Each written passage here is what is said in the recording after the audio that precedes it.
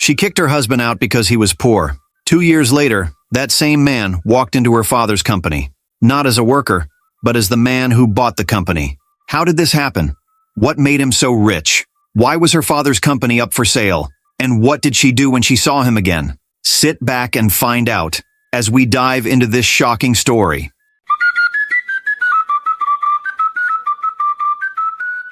This is the story of a young man named Alex, a man who had nothing, no job, no car, not even a house of his own. But what he did have was love. It was a bright Saturday morning. Inside a small room, Alex stood in front of the mirror. He was wearing a black suit. His hands were shaking as he fixed his tie. Today was his wedding day. He smiled at his own reflection, but his eyes told the truth. He was worried. Deep inside, his heart was heavy. He whispered to himself, "I hope I'm doing the right thing. I don't have money, but I love her. I really love her." His best friend Joseph walked into the room carrying a small camera. "Guy, you're still standing here? The bride is almost ready. Come on." Alex laughed a little and turned to Joseph. "Do you think I'm making a mistake?" Joseph looked at him confused. "Why would you say that? You're marrying the woman you love." Alex sighed. "I understand, but luxury is what she's used to. Her father paid for everything. Even this suit I'm wearing. I don't even have a job. What if I can't give her the life she's used to?" Joseph walked closer and placed his hand on Alex's shoulder. "Listen, you may not have money now, but you have a good heart. Gloria sees that, and that's why she said yes. Just trust God and trust yourself. One day, you'll be the one paying for other people's weddings." Alex smiled slowly. Amen. There was a knock on the door. A voice shouted, "Alex! The bride is coming downstairs." Alex stood up straight. He picked up the small black ring box and walked to the door with Joseph beside him. Today might be the beginning of a good life, or a painful lesson. Downstairs, the guests were already seated. The hall was filled with gold and white balloons. There were big flowers everywhere. Waiters walked around with drinks and small chops. Then the music changed. Everyone turned. Gloria stepped into the hall. She looked like a princess. Her dress was white and long, with shiny stones around the neck. She held a small flower in her hand. Her makeup was perfect. Her smile was wide, but her eyes, they looked like she had something on her mind. She walked slowly, with her father, Mr. Jerry, holding her hand. Mr. Jerry smiled proudly. The music was soft. The pastor smiled as he looked at the couple. "Do you, Alex, take Gloria as your wife?" Alex looked into her eyes and said, "Yes, I do, with all my heart." "Do you, Gloria, take Alex as your husband?" Gloria looked around. Her eyes met her father's. Mr. Jerry nodded at her. Slowly, she turned back to Alex. "Yes, I do." The pastor raised his hands. "You may now kiss the bride." Everyone clapped. The hall was filled with joy. Some people danced in their chairs. Others wiped tears from their eyes. The camera light kept flashing. Alex held Gloria's hand tightly. His smile was wide, but his heart was still bothered. He leaned close to her ear and whispered, "Thank you for choosing me, even when I have nothing." Gloria gave a small smile. Alex was ready to love her with all he had, even though all he had was hope. 2 months later, Gloria sat in her father's office laughing. She wore a new red dress with gold earrings. Her nails were long and shiny. She looked rich, and she was. Her father, Mr. Jerry, pushed a file across the table. "Sign here. I believe this role of executive assistant to the CEO is the perfect stepping stone for you. As my right-hand person, you'll be involved in daily operations, attend key meetings, and gain insight into strategic planning and decision-making processes. You'll learn from me and the rest of the team, and I truly believe you'll be well prepared to take over when the time comes. I want you to sign on for this role and make the most of it. It's going to be a fantastic opportunity for growth and learning." Gloria picked up the pen and signed with a smile. "Daddy, thank you for everything. You've made work so easy for me." Mr. Jerry smiled back. "Of course. You're my only child. You deserve the best. Alex sat in their living room. The fan was blowing slowly. His laptop was on his legs. His eyes were tired. He had just sent his 10th email for the day. Please find attached my proposal. He stopped and looked around the room. Empty, quiet, cold. He whispered, God, please. Just one yes. Just one contract will go a long way. In the beginning, Gloria was sweet. She would cook for Alex. She would sit beside him and say, Don't worry, my love. Things will get better. But that sweet voice didn't last. One morning, Alex was in bed. The fan turned slowly above him. His laptop was open, resting on his lap. He was not watching films. He was not playing games. He was searching.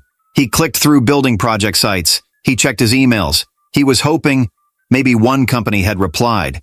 Maybe today, someone would call him for a building contract, but his inbox was empty. Then Gloria walked into the room. She was dressed for work. Her hair was neatly packed, and her perfume filled the air. She looked at Alex and paused. You're still in bed? She asked sharply. Alex looked up. I've sent out some proposals this morning. There's this new school building project in Ikeja. I applied for it. Gloria laughed in a cold way. Alex, every week you talk about new projects. Every time it's, I applied for this, or I submitted for that, but nothing ever comes out of it. Alex sat up slowly. You know I'm a building engineer. Contracts don't just fall from the sky. It takes time. Time? She snapped. It's been months. Since we married, how many sites have you worked on? 0. You sit here clicking and hoping, while I go out and work every single day. Alex's mouth was dry, but he still tried to speak. Gloria, I'm not lazy. You know I'm not. She threw her hands up. All I know is that I'm tired. Tired of paying bills. Tired of pretending everything is fine. Tired of being the man in this house. She turned and walked out of the room. Alex stared at the laptop screen. The words there didn't matter anymore. He slowly closed it. The silence in the room pressed on his chest. He was a man. He was skilled. But right now he felt useless. In his own home. And something inside him started to break. That evening, the doorbell rang. Alex opened the door, and there stood his old friend, Joseph. Ah, my brother. Joseph smiled wide, holding a nylon bag full of snacks. Joe. Alex smiled for the first time that day. You didn't even tell me you were coming. Surprise visit? Joseph said. I brought some snacks and malt. Let's sit and catch up. They sat in the living room. The fan made a soft sound above them. The TV was off. The room was quiet. Joseph passed a snack to Alex. Eat. You look like someone who hasn't smiled in months. Alex took it and laughed. It's not easy, Joe. Life is just hard these days. Joseph nodded. I know. I've been there. But don't give up, Alex. You're smart. One day, everything will turn around. Alex looked down. Gloria doesn't believe in me anymore. She talks to me like I'm nothing. Joseph sat up. Listen, just keep pushing. You don't need 10 people to believe in you. Just one person, and I believe in you. Alex smiled, but his eyes were red. Just then, Gloria walked into the room. Her arms were crossed. So this is what you do when I'm not home? Sit with your jobless friend and eat snacks? Joseph stood up, surprised. Ah, good evening, Gloria. She ignored him. Alex, do you even feel shame? You're here laughing like everything is fine. Alex stood slowly. He's my friend. He came to check on me. Gloria hissed and walked away. Joseph turned to Alex. Is this how she talks to you every day? Alex said nothing. He just sat back down. Joseph looked at his friend for a long time. Alex, you need to do something fast, or this woman will finish you. Alex nodded. His eyes were calm, but his heart had started to burn. That night, the room was quiet. The light was off, but the pain was still there. Alex sat on the edge of the bed. Gloria was already lying down facing the wall. He took a deep breath and spoke softly. Gloria, I want to talk. She didn't answer. Please, he continued. What you said today in front of Joseph, it broke me. Still no answer. You laughed at me. You called me weak. in front of my friend. Gloria slowly turned to face him, her voice sharp. So now I can't talk in my own house? Because your friend was here? Alex looked at her, his eyes low. That's not it. I just want you to believe in me. You know I'm trying. Every day I send out my proposals. I follow up. But it's hard out there. He paused, then added, Maybe you can talk to your dad. He knows big people. If he helps me get one small contract, I will prove myself. Gloria sat up at once. So that's it? She said loudly. This is why you married me, right?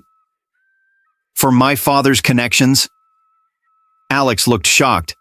No, Gloria, I love you. I only asked for a chance. Keep your chance to yourself, she shouted. You want to use my father now? You think he'll just hand you a job because you married me? Alex tried to hold her hand, but she pulled away. I regret saying anything, he said quietly. Gloria hissed, turned her back again, and pulled the blanket over her shoulder. Next time, think before you speak, she said, and closed her eyes. Alex sat there, alone in the dark. His chest was heavy. His heart was tired. That night, sleep did not come to him. 1 week passed. The house stayed quiet. Gloria only spoke when it was necessary. Alex spent most of his time in the small study corner, still sending out building proposals. One morning, his phone rang. It was Joseph. Alex picked up quickly. Hello, bro. Guy, Joseph said, full of joy. I have news, big news. Alex smiled. Tell me, I'm ready. I got the job. That big company I told you about, they picked me. I signed yesterday. Alex's smile grew wider. Joseph, that's amazing. I'm so happy for you. Wait, that's not all. Joseph laughed. They gave me a brand new car. And guess what? I also got a 2-bedroom apartment in Lekki. Alex's hand froze on the phone.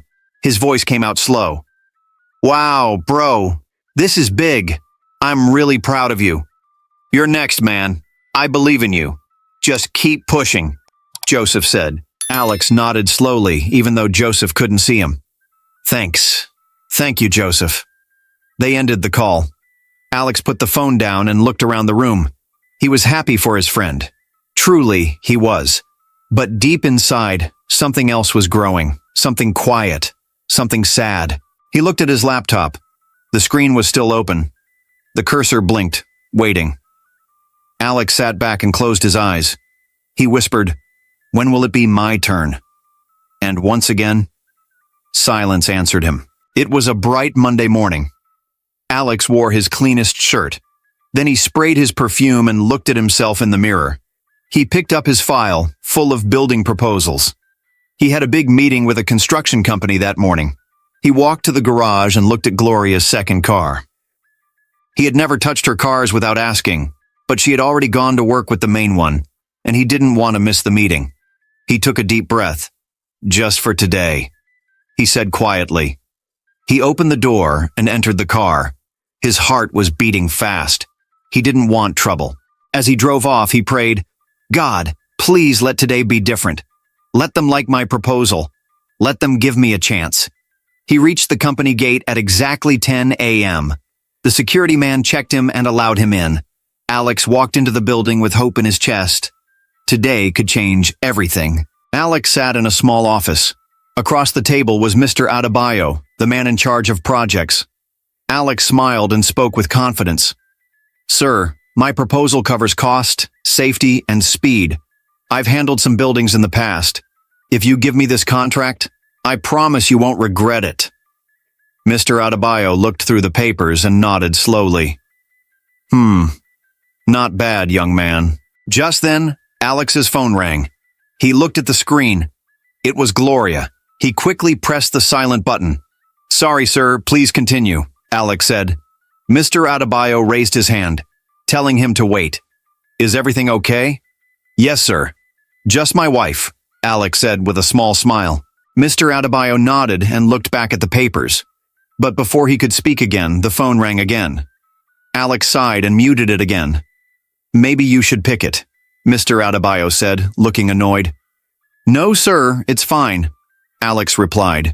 But then it rang again, and again, And again. Alex felt sweat on his forehead. Mr. Adebayo dropped the file and stood up. Is this how you handle serious meetings? If you cannot control your phone, how will you control a building site? Alex stood up quickly. Sir, please give me 1 more minute. I can explain. But the man pointed to the door. You are not serious. Please leave my office. Alex stood there frozen. Sir, please, leave, Mr. Adebayo shouted.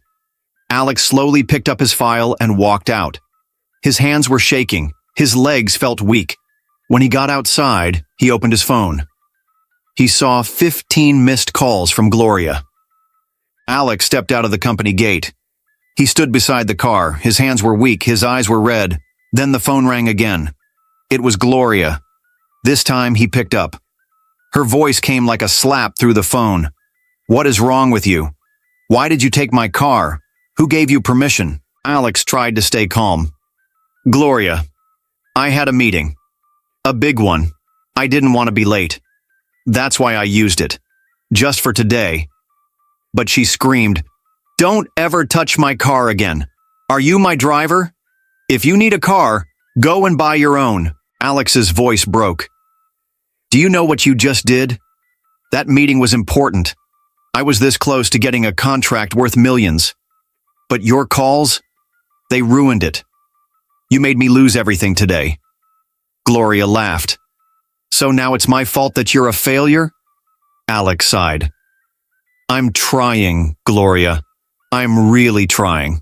I just need your support. She hissed loudly. Support yourself. Not with my things. Then she ended the call. Alex stood still. He looked up at the sky, then down at the ground. He didn't know which one hurt more, losing the contract or hearing her talk to him like trash. That evening, Alex opened the front door slowly. Gloria was standing in the sitting room, arms folded, eyes sharp. Before he could say anything, she shouted, Where's my car key? Alex reached into his pocket and brought it out. She snatched it from his hand. Don't ever touch anything that belongs to me again. Alex looked at her with tired eyes. Why are you treating me like this, Gloria? What did I do to deserve this kind of pain? Gloria stepped forward. You married me and brought shame into my life. My friends laugh at me because of you. Alex raised his voice for the first time. I didn't marry you for your money. I married you because I loved you. Then maybe you should have married someone as poor as you, she shouted back. The argument became loud. Alex turned away, trying to calm down. But then Gloria did something terrible. She spat on his face. Time stopped. Alex wiped his face slowly. His hand rose halfway into the air. Then he paused. His hand began to shake. He stepped back. Gloria smiled. Touch me and I'll send you to jail. My father will make sure of it. Alex looked into her eyes. She had no fear, no love, no pity. He turned around and walked to the bedroom. That night, he didn't sleep. He just stared at the ceiling, wondering how love turned into this. The next morning, Alex sat at the dining table with his laptop. He had been awake since 3 a.m. He had not eaten. He had not bathed. His eyes were tired, but he kept scrolling and sending messages, searching for contracts online. He whispered to himself, One good job, just one. God, please. Suddenly, there was a knock at the door. The door shook. It wasn't a soft knock. It was loud, strong, angry. Alex stood up slowly. His hands felt cold.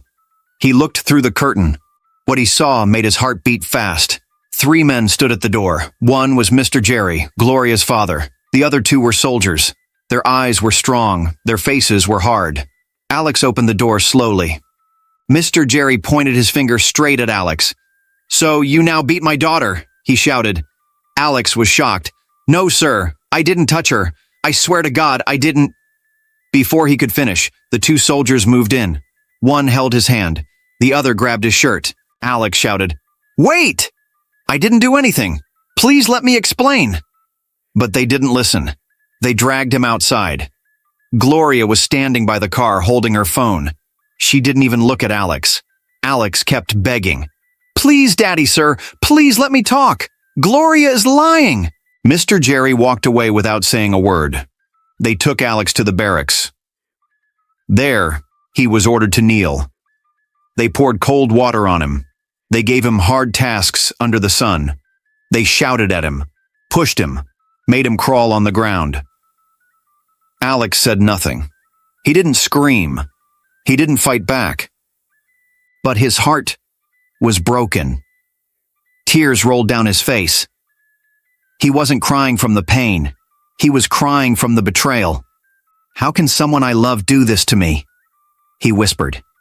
Nobody answered. That day, Alex lost something inside him. Something that would never come back. After 3 days, Alex came back home. His lips were dry, his face was swollen. His body had bandages. His steps were slow. He opened the front door and walked into the sitting room. Gloria was there, sitting on the couch, pressing her phone. Alex stood in front of her. His voice was low, but his heart was shouting inside. Why did you lie to your father? He asked. Why did you do this to me, Gloria? She looked at him. She didn't say sorry. She didn't stand up. Instead, she brought out a white envelope and threw it at his face. Sign it, she said. I want a divorce. Leave my house today. Alex stood still. He opened the envelope. It was real. Divorce papers. He looked at her again, hoping to see love, hoping to see tears, but there was nothing. Only anger on her face. Only hate in her eyes. Alex knew. This was not his wife anymore.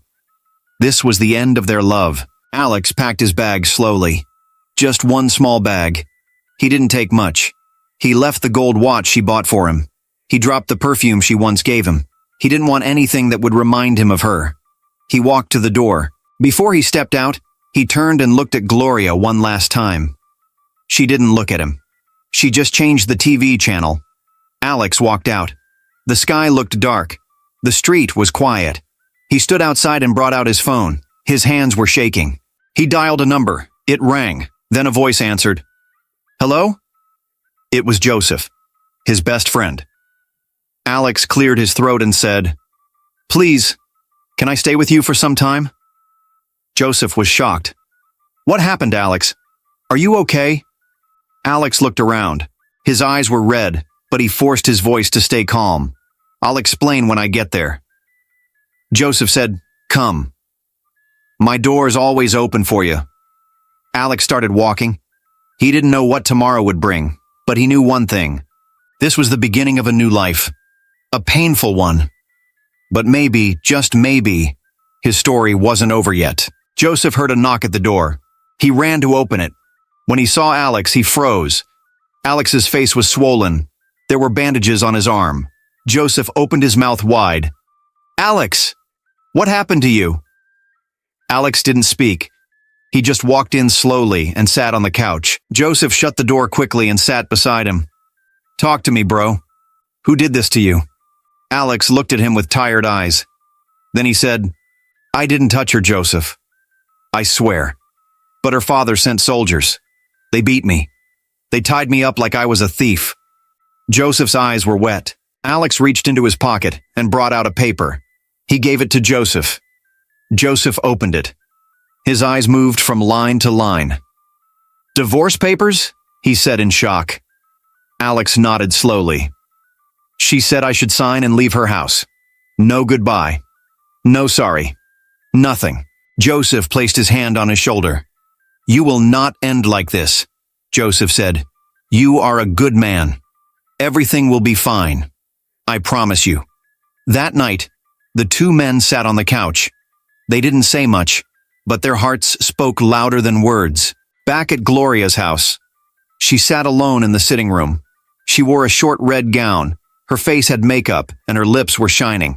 She crossed her legs and smiled. A bottle of red wine was on the table. She poured it into a glass, took a slow sip, and leaned back on the chair. She picked up her phone and played soft music. Then she smiled again. Good riddance, she whispered. Let him go and suffer. I don't need a broke man in my life. She felt proud. She thought she had won. She believed she was free. She laughed alone. But what she didn't know was that the same man she threw away, the same man she called broke, was about to rise again. And when he does, she will not be ready for what's coming. Time passed slowly.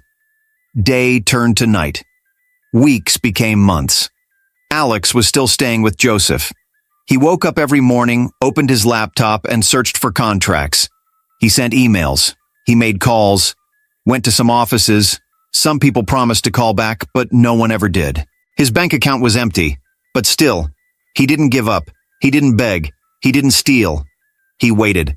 One Saturday evening, Joseph came back home dancing. Alex looked up from the chair. "Why are you smiling like this?" he asked. Joseph threw his car key on the table and shouted, "I got promoted, bro! I'm now the new HR manager!"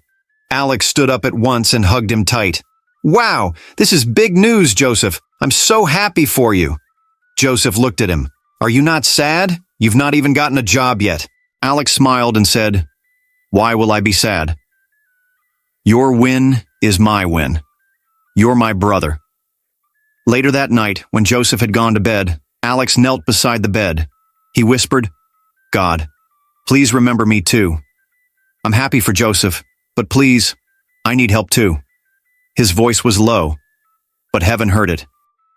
One bright morning, Alex wore his best shirt and left the house. He took a bike and stopped in front of a church. He stood outside for a while. He was nervous, but he needed help. He walked in. Inside the office, Pastor John was sitting with his Bible open. He looked up and smiled. "Alex, it's been long. How are you?" Alex sat down slowly and said, "Pastor, I'm not fine." He told him everything. How Gloria lied. How the soldiers came. How he was beaten. How she threw divorce papers at him. Pastor John's face changed. He was quiet for a moment. Then he said, "Alex, I'm so sorry. I never saw this coming, but God is not sleeping. Let me pray with you." The pastor stood up and placed his hand on Alex's head. He prayed for a while. After the prayer, the room was silent. Then Pastor John sat back down. "Alex," he said, "while you wait for a big contract, do something else with your hands. Start small." Alex looked at the floor. He nodded slowly. "I agree, sir. But I don't even know what else I can do." He leaned back on the chair and covered his face. His heart was heavy. He was lost in thought. That afternoon, inside a big office building, Joseph was sitting with other top staff. It was a serious meeting. The company had just bought land in another city. They wanted to build a new branch there. The managing director stood up and said, "We need someone strong. Someone who can handle this project from beginning to end. We don't have time for mistakes." Everyone kept quiet. Some looked at each other. No one said anything. Then slowly, Joseph raised his hand. The MD looked at him. "Yes, Joseph. You want to say something?" Joseph stood up. "Sir, I know someone. He's very good. He built our university hall back then. He knows how to manage people. He's honest. He just needs a chance." The MD raised his eyebrows. "Who is this person?" Joseph smiled. "His name is Alex. He's an architect and a project manager." The room was silent. One of the directors spoke. "We like people that are tested and trusted, but if you're sure of this man, bring him in. Let's meet him." Joseph nodded. "Thank you, sir. I will bring him tomorrow." His heart was beating fast. This could change everything for Alex. And deep down, Joseph knew this was the right time. That evening, Joseph couldn't wait to get home. As soon as he opened the door, he shouted from outside, "Alex, where are you?" Alex came out of the kitchen, wiping his hands. "I'm here. Hope all is well?" Joseph dropped his bag and smiled wide. "Bro, something big just happened." Alex looked confused. "What happened?" Joseph moved closer. "There's a new project at my office. A big one. We need someone to handle it. I mentioned your name." Alex froze. You mentioned me?" Joseph nodded. "Yes, they want to see you tomorrow. They're ready to talk. They're ready to trust you." Alex sat down on the sofa. His mouth was open. Tears filled his eyes. He stood up and hugged Joseph tight. "Thank you, my brother. Thank you. I thought my life was finished, but you remembered me." Joseph smiled and tapped his back. "God has remembered you, not me. This is your time. Just be ready." Alex nodded. Tears rolled down his cheeks as he whispered, "I will not fail. Not this time." He didn't sleep much that night. Not because he was worried, but because hope had returned. And when hope enters a man's heart, everything can change. The next morning, Alex woke up very early. He brushed his teeth, took a clean bath, and wore his best clothes. He wore a plain shirt, black trousers, and polished shoes. He looked in the mirror and whispered to himself, "Today is the day." He picked up his old file, the one he used for his drawings and work samples. It looked old, but the paper inside was precious. Joseph was already waiting outside in the car. As Alex entered the front seat, Joseph looked at him and smiled. "You look ready, my brother." Alex nodded slowly. "I am. I just pray they see what you see in me." Joseph turned the key. The car moved. Inside the car, they didn't talk much. Alex kept praying in his heart. He thought about all the pain he had been through, and all the people who forgot him. Soon, they arrived at the company. Joseph walked him to the big meeting room. 5 people were sitting there. One of them said, "You must be Alex." Alex greeted them gently. "Yes, sir.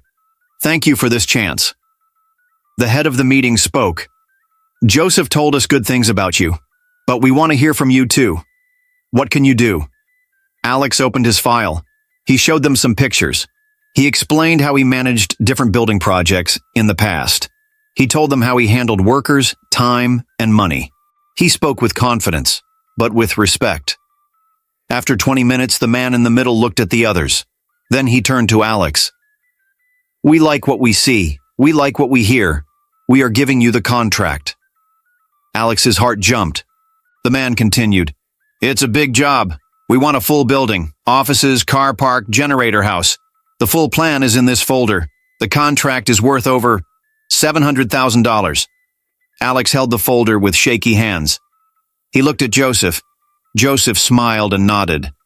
Alex swallowed hard. "Thank you, sir. I won't fail you. The building project went very well. Alex worked day and night. He gave it everything. He planned well. He paid his workers on time. He followed every step of the work. And the building came out strong, clean, beautiful. The company was so happy, they even gave him a thank you bonus. But that was just the beginning. 2 weeks later, another company called. "Are you the engineer that built that tower?" they asked. Alex said yes. They gave him another job. Then another person called. Then another. People were now talking about him. In just 5 months, Alex became one of the most trusted building engineers in Lagos. He bought a new house, not just a small one, but a big one in Lekki. He also bought a car, a clean black SUV. And one morning, he looked at the keys in his hand. He smiled. "I remember the day I had nothing. I was crying in Joseph's room. Now look at me," he said. He used part of the money to open his own office. He hired 2 staff. He gave his first job to a young man who was also struggling, just like he once was. Alex was no longer the man who was thrown out. He was now the man everyone wanted to meet. It was a bright Friday afternoon. Alex was sitting in his new office looking at some building plans. His air conditioner was blowing gently. The office smelled fresh. Then he heard a knock. He looked up. "Come in." The door opened slowly. It was Joseph. Alex stood up at once, smiling. "My brother!" he shouted. They shook hands like 2 boys who just won a football match.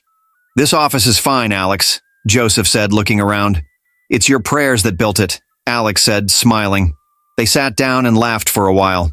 They remembered the days when they were both broke. Joseph looked at Alex and shook his head slowly. "You came a long way, my brother, but you're just getting started." Alex leaned forward. "How do you mean?" Joseph smiled. "You already build houses. Why not go into real estate proper?" Alex raised his eyebrow. "Real estate?" "Yes," Joseph said. "It's not far from what you're already doing. You can buy land, sell it, or build houses and rent them. People are making serious money there." Alex kept quiet for a while. Then he said, that's a good idea. Joseph laughed. It's more than good, Alex. It's gold. Alex nodded slowly. They talked for hours. When Joseph was leaving, he turned at the door and said, "This is only the beginning. Watch what God will do next." Alex stood by the window after Joseph left. He looked at the busy Lagos street, and for the first time, he saw something new. He saw land and buildings and a bigger future. 2 weeks passed. Then one morning, Alex picked up his phone. He called his bank manager. "I want to buy shares in some big real estate companies," he said. The man was shocked. "Sir, that is a good move. You want me to help you with it?" "Yes, and make it fast," Alex replied. By the end of that week, Alex had shares in 3 of the biggest real estate companies in Lagos. One of the companies called him soon after. "Engineer Alex, we saw your name in our system. We know your work. Can you help us handle a new estate project in Ikeja?" Alex smiled. "Yes, I can." Another company called the next day, then another. Big men started calling him. Alex's name began to spread all around Lagos. His company account was growing. He had to hire new workers and expanded his company. It was a quiet afternoon. Far away from the busy city, Gloria sat in her living room, alone. The curtains were closed. The TV was off.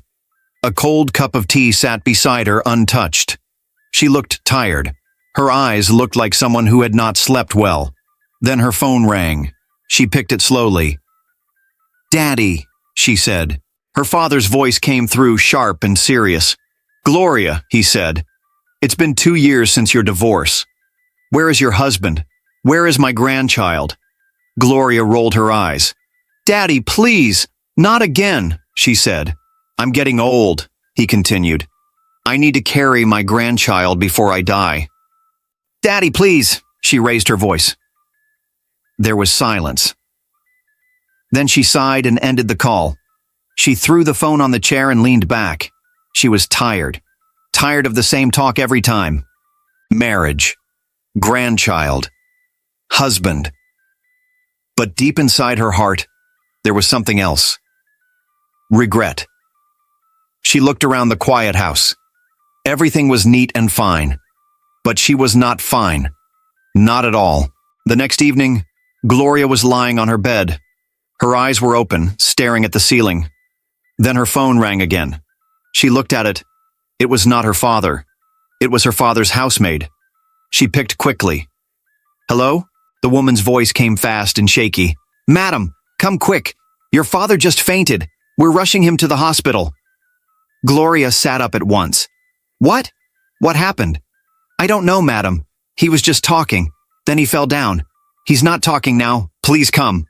Gloria jumped out of bed. She grabbed her car keys with shaky hands and ran outside. She entered her car and started it. As she drove out of the gate, she began to pray. "Please, God, not now. Don't take my father. Please." Tears fell down her cheeks as she sped through the road. Her hands were shaking on the steering wheel. She remembered his voice on the phone. "Where's my grandchild?" She drove faster. Gloria rushed into the hospital. She didn't even wait to park her car properly. She ran straight to the front desk. "Please, where is my father? Mr. Jerry, they brought him here." A nurse looked up quickly. "Calm down, madam. Please wait." Just then, a doctor came out of one of the rooms. His face was not smiling. He walked slowly toward her. "Are you his daughter?" the doctor asked. Gloria nodded fast. "Yes, I'm Gloria. Where is he?" The doctor looked down. Then he spoke softly. "I'm sorry. Your father didn't make it. He had a heart attack. He was brought in late." Everything around Gloria went silent. She couldn't hear anything else. Her knees became weak. She dropped to the floor and cried out loud. "No! Daddy, no! You can't leave me like this!" 2 nurses ran to her. They held her and helped her up. But her body felt empty. Her hands were shaking. Her heart was heavy. There was no one to hug her. No one to say, "It will be okay." She was all alone. Alone in a cold hospital, with pain that words could not explain. Mr. Jerry's funeral was big. Very big. Many people came. Big men in black suits. Rich women in expensive dresses. Long black cars. flowers everywhere. But Gloria did not see any of them. She sat under the white tent, dressed in black clothes, crying. Tears did not stop. Even when people tried to comfort her, she didn't answer them. Her eyes stayed on the coffin. Her heart was broken into pieces. Later that day, she returned home. Her father's house, the only place she now called her own. But as soon as she stepped out of her car, two men in black suits walked toward her. One of them held a brown file. "Good afternoon, madam," the taller one said. "We are from Platinum Loans." Gloria frowned. "Platinum Loans? What's this about?" The man opened the file. "Your father took a big loan. He used all his houses except this one you're living in, and even his company, as collateral." Gloria's mouth opened in shock. "What?" "We're sorry, but now that he's gone, you have a few days to pay up or everything will be taken over by Platinum Loans Limited." He handed her the file. Then both men turned and walked away. Gloria just stood there, shaking. She opened the file slowly. Tears fell again. The houses were no longer hers. The company was gone. Everything her father left behind was now going to the loan company. She fell to the floor, right there at the gate, and cried again. This time, not just for her father, but for everything she had lost, and the fear of what will happen next. Gloria walked into the loan company building. Her eyes were red from crying. She sat in front of the manager and tried to keep calm. "Please," she said softly, "just give me more time. My father didn't mean to owe you people. He was sick." The manager looked at her. He didn't smile. "Madam Gloria," he said, "your father signed everything over to us. The company, the house he was living in, and even his shares. That was 5 years ago." Gloria's heart jumped. 5 years ago? She asked, shocked. "But he never told me." "We gave your family notice," the man said, "many times, but nobody answered. We waited. Now, he is gone, and we've taken over everything. The company is no longer yours." Gloria shook her head. "No, this is not fair." The man opened a drawer and brought out a thick file. "Look," he said, placing it in front of her. "Your father used Jerry Kahn Engineering as loan backup. He didn't pay. Now this company owns it. We are putting it up for auction next week." Gloria stood up slowly. Her legs were weak. She walked out of the building without saying another word. Outside, she looked up at the sky and whispered, "Daddy, why didn't you tell me? Why did you leave me like this?" But there was no answer. Only silence. 1 week later, the auction for Jerry Kahn Engineering was set to begin. The hall was filled with important business people. They wore nice suits, cameras clicked, papers were passed around. Gloria sat quietly at the back. She didn't want anyone to see her. Her eyes were fixed on the auction stage. That was her father's company. The company he spent 35 years building. Now it was being sold. The auctioneer picked up his microphone. "All right, ladies and gentlemen," he said, "we are starting the bid for Jerry Kahn Engineering. This company comes with 3 buildings, 2 warehouses, 2 residential building, and over 350 staff.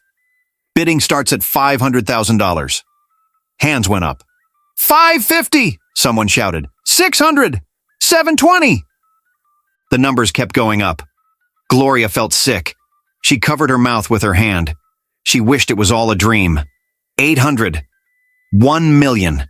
Then suddenly, a new voice said, $1.2 million. The room went quiet for a second. The auctioneer looked around. Final bid, $1.2 million. Going once, going twice. Sold. He pointed to the man who made the bid. Sold to Mr. Alex Engineering Limited. Gloria's eyes flew open. Alex? No, it can't be. She stood up. From the side door, Alex walked forward. He looked confident, calm, and very different from the man she once called poor. He shook hands with the auctioneer and signed the papers. He was now the new owner of her father's company. Gloria held her chest. She could not breathe well. Everything felt like a movie, but it was real. The man she once pushed out of her life had just bought everything her father left behind, and she was just standing there, watching it happen. After the auction ended, Gloria stood outside the hall, waiting. Her eyes were fixed on the door. Then Alex walked out, holding the final documents. She stepped forward quickly. "Alex, please wait." He turned and looked at her, calm, quiet, strong. "You bought my father's company. Why? After everything that happened? Why would you do this?" Alex looked at her for a long moment. Then he spoke. His voice was low, but firm. "Your father. He never liked me. He arrested me with soldiers to beat me up. He looked at me like trash because I had nothing." Gloria looked down. She had no words. "I didn't do this seeking revenge. My return isn't about mocking you." He stepped closer. "I did it because I worked hard. I grew. And when I saw that Jerry Con was falling, I saw a business I could save. A company with good staff who needed to retain their jobs. I bought it because I could, not because I was angry." He paused. "But I won't lie. It still feels strange to stand here and watch you look at me like this." Gloria's voice shook. I didn't know things would turn out like this. Nobody ever knows. That's why you should treat people with respect, whether they're rich or poor." Then he turned and walked to his car. Gloria watched as he entered the car and drove off. She stood by the road, alone. Now she had only one house, the one she lives in. But no job, no father, no husband, and no one to blame but herself. The company was gone. The man who loved her was gone. All she had now was a chance to start all over again. This story teaches us something very deep. Never look down on anyone just because they are poor. Life can change in one moment. The person you reject today may be the same person you'll need tomorrow. Treat people with love. Treat them with respect, whether they have money or not. Now, I want to hear from you. What part of this story touched you the most? Please share your thoughts in the comment section below. I would really love to read from you. And don't go far. There's another very interesting and powerful story coming your way in just a few days. So, subscribe to this channel and turn on your notification bell, so you'll be the first to know when it drops. If you enjoyed this story, please hit the like button and share it with your friends. Thank you so much for watching. I truly appreciate you. See you again soon.